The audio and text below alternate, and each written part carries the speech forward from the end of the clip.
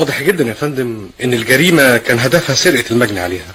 وواضح برضو جدا يا حضرة الضابط ان القاتل مرتكب الجريمة اضطر لاسباب وظروف فوجئ بيها يهرب ويبتعد عن مكان الجريمة. فعلا يا فندم، لانه ترك علبة مصاغ كانت موجودة على الشيفونيرة في حجرة نوم المجني عليها، ومبالغ واوراق مالية وعملات مختلفة في الادراج المفتوحة. واضح كمان انه فوجئ بوجود المجني عليها في شقتها يا حضرة الضابط. وبرغم ان شقة المجني عليها في عمارة كبيرة والرجل فيها كتير، الا ان الجريمة لم تكتشف الا صباح اليوم التالي لارتكابها. فعلا، والتقرير الفني بيؤكد ان الجريمة تمت ما بين الساعة 11 والساعة 12 مساء. كنت طلبت يا فندم استدعاء مقدم البلاغ عن الجريمة وتم استدعائه فعلا. يبقى يدخل حالا عشان نسمع اقواله. الله يرحمك يا قوت القلوب، والله يا بما كانت تستاهل اللي جرالها ده كله. حرام، حسب الله ونعم الوكيل في اللي قتلها، منه لله، ربنا ينتقم منه. انت اللي اكتشفت الجريمة يا علي وبلغت عنها الشرطة؟ ايوه يا باشا، انا اللي اكتشفت الجريمة وبلغت عنها الشرطة. لكن كانت ايه العلاقة اللي بينك وبين المجني عليها الحاجة قوت القلوب؟ العلاقة كانت علاقة شغل يا باشا. إلى اللقاء في الحلقة الثانية من مسلسل مقتل قوت القلوب، معالجة درامية وإخراج محسن صالح.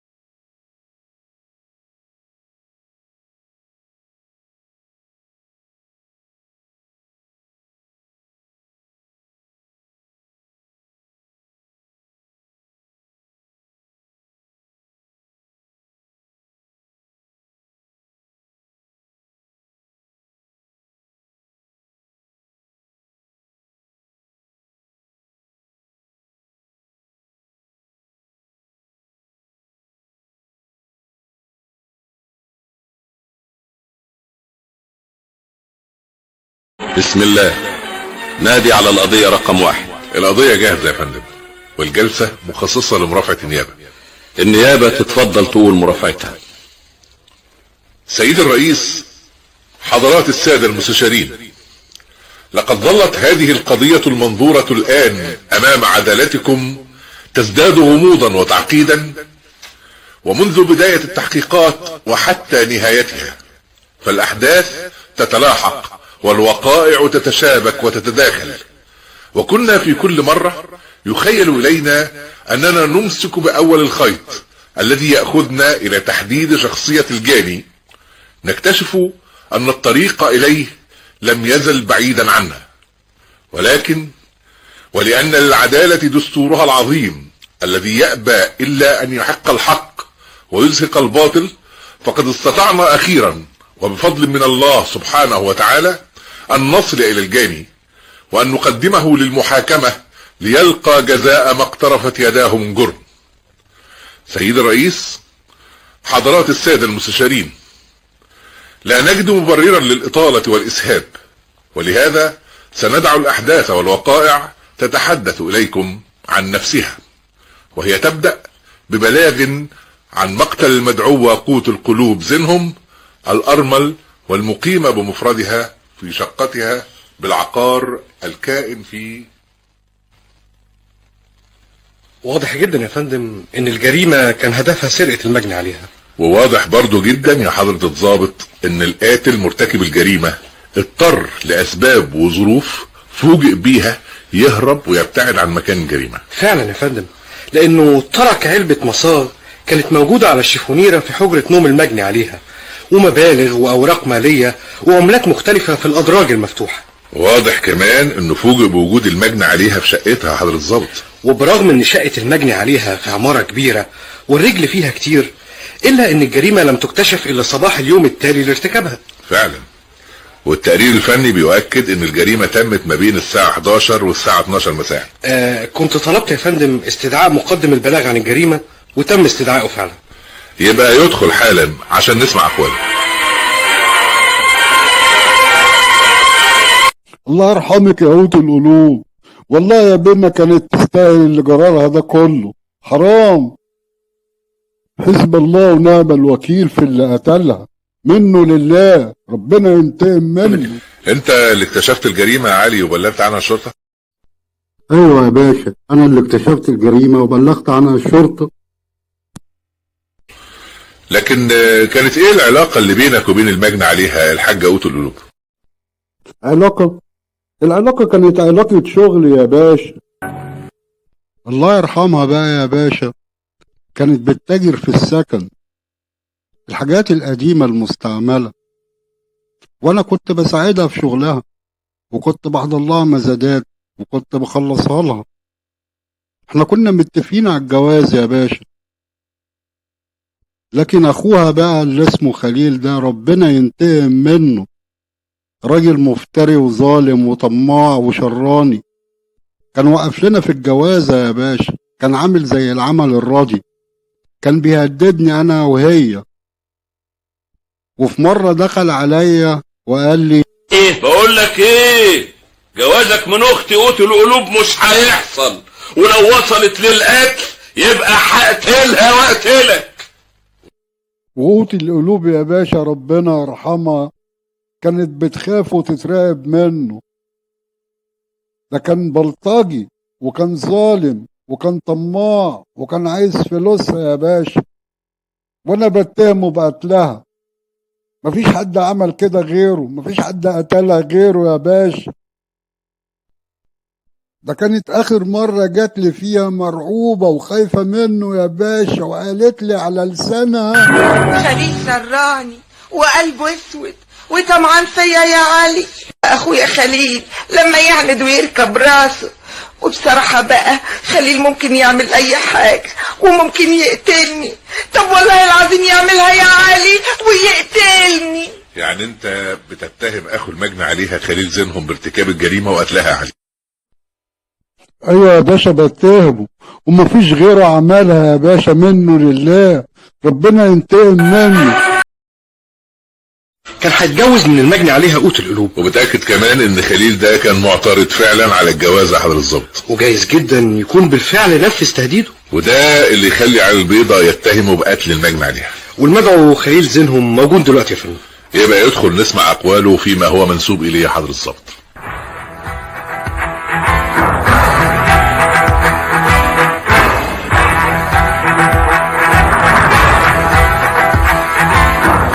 انا بيه، انا قاتل اختي قوت القلوب، مش ممكن، مستحيل، داخلها عليا وعلى بيتي وولادي. بس انت هددتها يا خليل، هددتها وهددت علي البيضة. علي البيضة كان طمعان في فلوسها بيه، وبعدين كمان والعياذ بالله سمعته بطالة، وهي بعد موت جوزها الله يرحمه وحدانية، لا عيل ولا تيل، عندها فلوس في البنك وفلوس في البيت وفلوس في السوق، يعني لقطة الواحد زي علي البيضة. وده اللي خلاك تهددها وتهدده وترفض جوازهم؟ انا قلت اخوفهم يا بيه، ولما ما خافوش نفذت تهديدك وارتكبت الجريمة وقتلت المجني عليها. ما حصلش يا بيه، ما حصلش. علي البيضة بتهمك يا خليل بقتل المجني عليها. طيب يا بيه، وليه ما يكونش هو اللي قتلها؟ يقتلها ليه وازاي وهو كان ناوي يكتب عليها ويتجوزها؟ ما هو مش لازم يا بيه يكون هو اللي قتلها بنفسه. يعني ايه بقى؟ يعني ممكن جدا تكون اخت الله يرحمها اتقتلت بسببه هو برضه. يعني ايه؟ علي البيضة منه لله بقى طلع في دماغ الله يرحمها يفتحوا مكتب تسفير. قال ايه؟ يسفروا الولاد والشبان الصغيرين، طب والنبي والكبار كمان، قال يسفروهم بلاد بره، ايطاليا، ليبيا، اليونان، حتى كوالالمبور، وياخدوا من النفر الواحد كذا 1000 جنيه. والكلام ده ايه علاقته بقتل المجني عليها يا خليل؟ من 10 ايام كده او جمعتين وقبل ما يحصل اللي حصل لقوت القلوب جالي واحد اسمه مصطفى السرياوسي وقال لي عايزك في كلمتين. قلت له قولهم. سمعته بيقول لي انا جيت اتكلم معاك انت الاول يا عم خليل قبل ما تتصرف تصرف تاني خالص. خير يا ابني في ايه؟ شوف بقى، انت اخوها والناس في الحي كله بيتشكروا فيك وبيقولوا انك حقاني، وده اللي جابني عشان اشتكي لك منها هي والاخ ده اللي اسمه علي البيضة. وحصل ايه منهم؟ اخدوا فلوسي 7 بواكي 7000 جنيه عشان يسفروني اليونان، وفات شهر و2 ومش باين سفر ولا غيره، وفي كل مرة اسألهم اسمع كلامي يخدرني ويثبتني، واديني لا طايل سفر ولا طايل فلوسي. ومطلوب مني ايه بالظبط يا مصطفى يا ابني؟ تجيب لي منهم فلوسي 7000 جنيه بتوعي اللي ربنا يعلم انا جبتهم ولميتهم ازاي. يبقى احسن لك بقى يا مصطفى تروح تبلغ عنهم الاتنين والحكومة ترجع لك فلوسك. ما انا مفيش تحت ايدي ورقة منهم، ومع ذلك جايز ابلغ، لكن فلوسي هاخدها منهم وغصب عنهم، بالذوق بالعافية هاخدهم، ويا فلوسي يا عمرهم، واللي يكون. وتفتكر اللي اسمه مصطفى السرياوسي ده ممكن يكون نفذ كلامه وقتل المجني عليها واخد فلوسه؟ ما اعرفش يا بيه، لكن الجدع كان هايج ومتعصب وشكله بيقول انه ناوي على الشر. انا قلت لها الله يرحمها علي البيضة ما يلزمكيش. فعلا يا فندم، في الفترة الأخيرة ومن حوالي تقريبا سنة اشتغلت المجني عليها بمساعدة علي البيضة في سكة تسفير الشباب الصغير اللي بيدور على عمل أو وظيفة ومش لاقي، وجمعت فعلا مبالغ كبيرة من عدد كبير منهم. البعض سافر ورجع مترحل بالشرطة، والبعض مع الأسف لا طال يسافر ولا طال فلوسه. ومنهم اللي اسمه مصطفى السرياوسي اللي جه اسمه في أقوال أخو المجني عليها خليل زينهم. مصطفى السرياوسي موجود لسماع أقواله. خلاص يبقى يدخل فورا يا حضرة الضابط.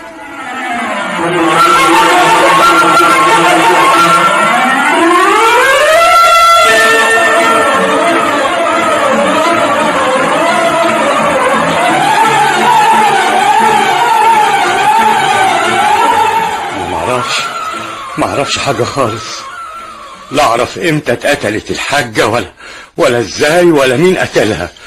ما اعرفش غير ان فلوسي ضاعت ومستقبلي ضاع. لكن حصل انك قلت لاخو المجني عليها انك هتاخد فلوسك غصبا عنها، ويا اما فلوسك يا عمرهم، وده تهديد واضح يا مصطفى.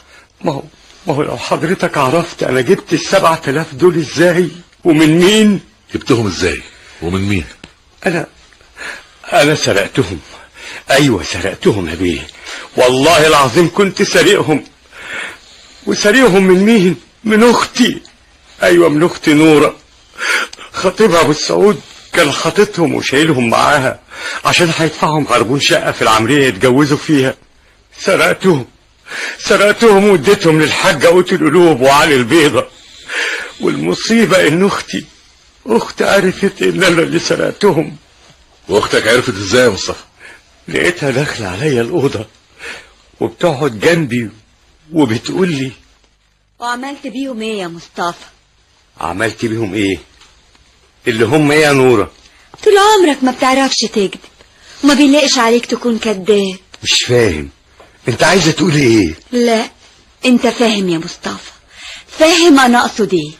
بقولك مش فاهم. 7000 جنيه. ايه؟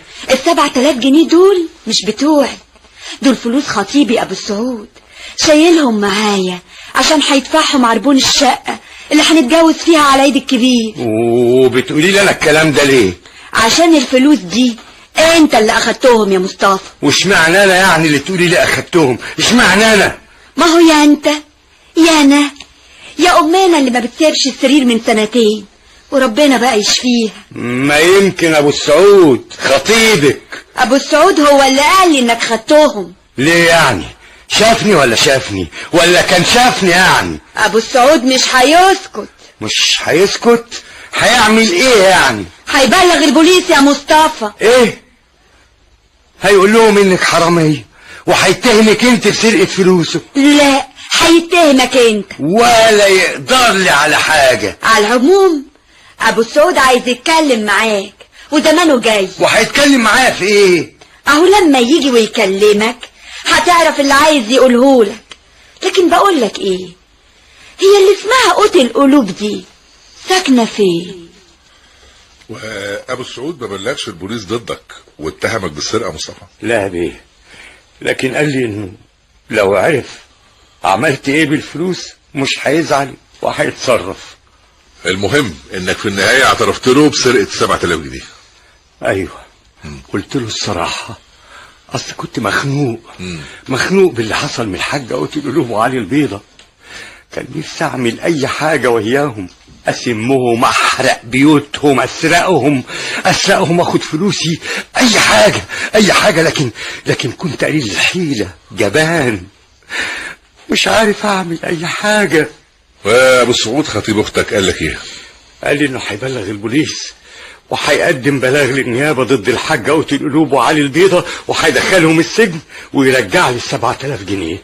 وبلغ البوليس فعلا يا مصطفى؟ ما اعرفش يا بيه، والله العظيم ما اعرف. لكن اختي نورة قالت لي انه لا يمكن هيسكت وهيقابلهم.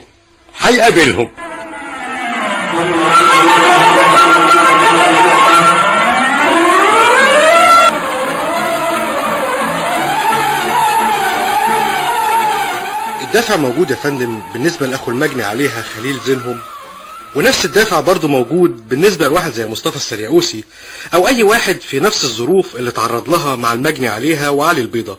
وجاء في أقوال مصطفى يا حضرة الضابط إن أخته نورة قالت له إن خطيبها أبو سعود هيبلغ الشرطة والنيابة ضد المجني عليها وعلي البيضة، والتحريات بتقول إن ده ما حصلش يا فندم. وجاء أيضا في أقواله برضو إنها قالت له إن أبو سعود مش هيسكت وإنه هيقابلهم ويتفاهم معهم. فعلا، وده اللي المفروض نتأكد من حصوله يا فندم. أبو سعود موجود يا حضرة الضابط؟ أبو سعود مذكور خطيب نورة أخت مصطفى السرياوسي مسافر بورسعيد وراجع بعد بكرة، لكن نورة السرياوسي موجودة يا سيادة الوكيل. يبقى يا ريت نسمع أقوالها. عايزني أقول إيه يا بيه؟ تقولي كل اللي عايزين نعرفه منك يا نورة. زي إيه يا بيه؟ انت سألت اخوك مصطفى عن عنوان المجني عليها قوت القلوب زينهم. ايوه طبعا يا بيه، ومش بس كده، انا رحت لها في شقتها وقابلتها واتكلمت كمان معاها. وقلت لها ايه بقى وقالت لك ايه؟ كانت لوحدها، ست كده بتتكلم بالعين والحاجب، ست قادرة وذوقها كتير ومتدندشة بالقوي. قلت لها تعرفي مصطفى السرياوسي؟ بصيت لي كده يا بيه من فوق لتحت وقالت لي ويطلع مين بسلامته. ما تاخذنيش يا حلوة، اهي الاسطمبة واحدة ما بيفرقوش يا عينيا.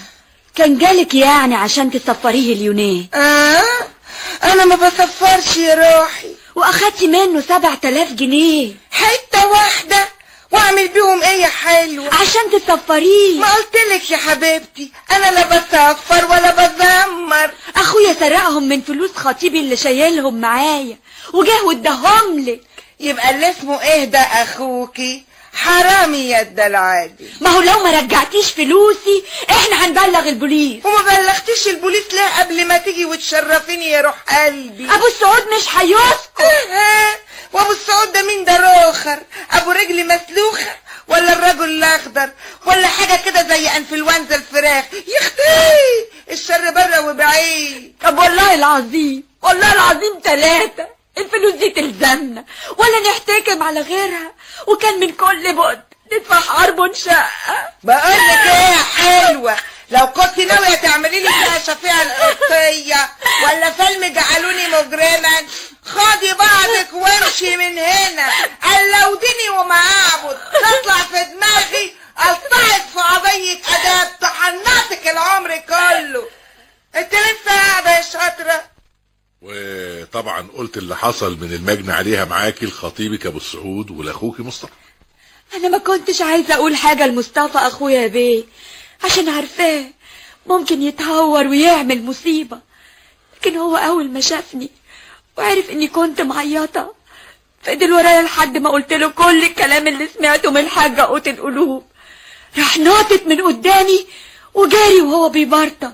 خفت عليه يا بيه، رحت متصله بأبو السعود وطلبت منه يلحقه قبل ما يعمل مصيبة يا بيه ويودي روحه في داهية. ها ولحقه يا نورة؟ ايوه يا بيه، ابو السعود لحقه وعقله وطمنه على فلوسه وقال له انها هترجع.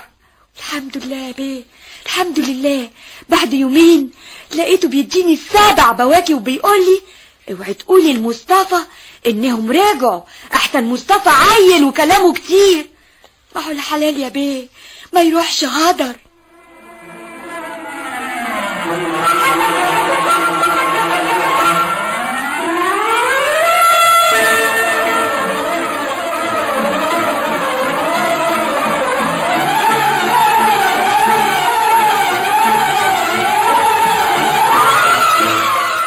ايوه يا ابو السعود، انت اسمك بالكامل ايه؟ ابو السعود مذكور مرسي ايه؟ حطاطة؟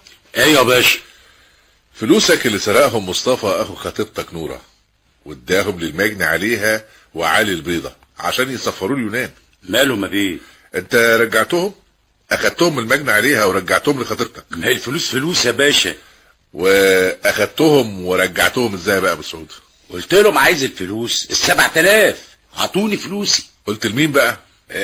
لمين يعني؟ مش فاهم. قلت للمجني عليها الحاجة قوت القلوب ولا العالي البيضة يعني؟ قلت للحاجة قوت القلوب الله يرحمها وطلبتهم منها. وكانت لوحدها؟ لوحدها ازاي يعني؟ بصراحة مش واخد بالي ومش فاكر. ومش فاكر كمان الساعة كانت كام في الوقت ده؟ لا. طب رحت لها بالنهار؟ باين كده. مش متأكد؟ لا. ابو السعود يا حطاطة، انا ما قتلتهاش. تبقى تتكلم ابو السعود. اتكلم اقول ايه؟ تعترف. انا ما قتلتهاش. لكن تعرف مين اللي قتلها؟ ها؟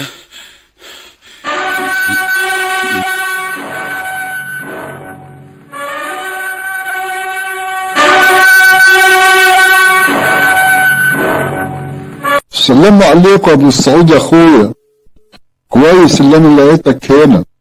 انا كنت جاي لك عشان في مصلحة ليا وليك. بص يا ابو السعود، قوت القلوب طلعت نصابة، نصبت عليك ونصبت عليا. نصبت عليك اللي هي خدت فلوس مصطفى اخو خطيبتك وقالت له سفرك اليونان وخدت منه 7000 جنيه، وانا عارف ان الفلوس دي بتاعتك، كنت شايلها عند النوال اخت مصطفى عشان تتجوزوا بيها. ونسبت عليا انا يا ابو السعود ب 50,000 جنيه، قالت لي اشغلهم لك في التجارة وهتكسب وهيبقى معاك فلوس كتير. قلت وماله ما يضرش، طالما هنتجوز والمصلحة واحدة خد الفلوس. لكن اللي انا سمعته اول امبارح يا ابو السعود اللي هي لفت على واحد تاني وهتتجوزه، تاجر عملة كبير. قوت القلوب اتسعرت يا ابو السعود وما بقاش همها كله غير الفلوس، ازاي تلم فلوس وتجمع فلوس حتى لو بالنصب. انا فلوسي يا ابو السعود مش هسيبها واخدها منها بالذوق بالعافية عشان انا تعبان فيها، وانت فلوسك يا ابو السعود برضك تعبان فيها اللي مصطفى اداها لها وقالت له اصفرك اليونان. فانت يا ابو السعود ليك عندها 7000 جنيه وانا ليا 50,000 جنيه. انا جيت النهارده وطول الليل امبارح عمال ارتب ازاي وهنعمل ايه ومش هنعمل ايه عشان ناخد فلوسنا، وزي ما نصبت علينا احنا نجيب حقنا منها برضك. احنا عايزين فلوسنا ولا زيادة ولا اقل.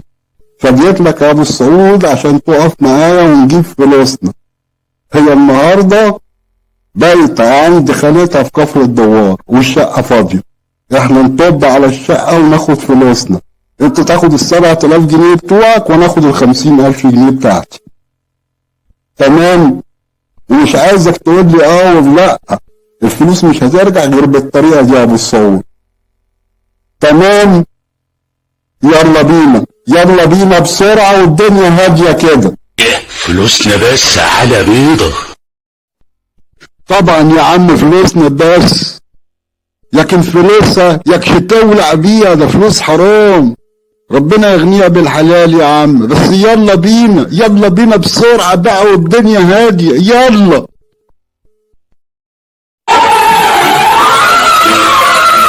ايوه يا فندم، تم ضبط واحضار المدعو علي البيضة. وابو السعود؟ ابو السعود برضه موجود يا فندم. يبقى يدخل على البيضة اولا عشان نسمع اخويا لحد الظبط.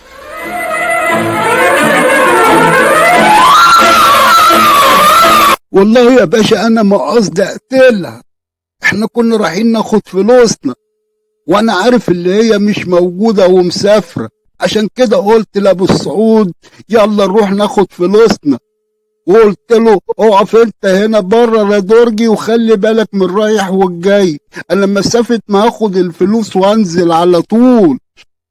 لكن بقى النصيب يا باشا، انا اول ما فتحت ودخلت اوضه النوم اتفوجئت بيها قدامي زي ما يكون كانت مستنياني، وقامت هاجمه عليا واخدة التمثال من على التسريحه وقعدت تضرب فيا، خدته من ايديها وضربتها على دماغها بالتمثال، ضربتها قوي لغايه ما وقعت ماتت يا باشا. لكن انا ما كانش قصدي اقتلها، احنا كنا رايحين ناخد فلوسنا، تعبنا وشقانا اللي نصبت علينا فيه، لكن نصيبنا بقى جه كده يا باشا، نصيب. هي غارت في 60 داهية واحنا هناخد جزاء، لكن الحمد لله على كل شيء يا باشا، الحمد لله الحمد لله.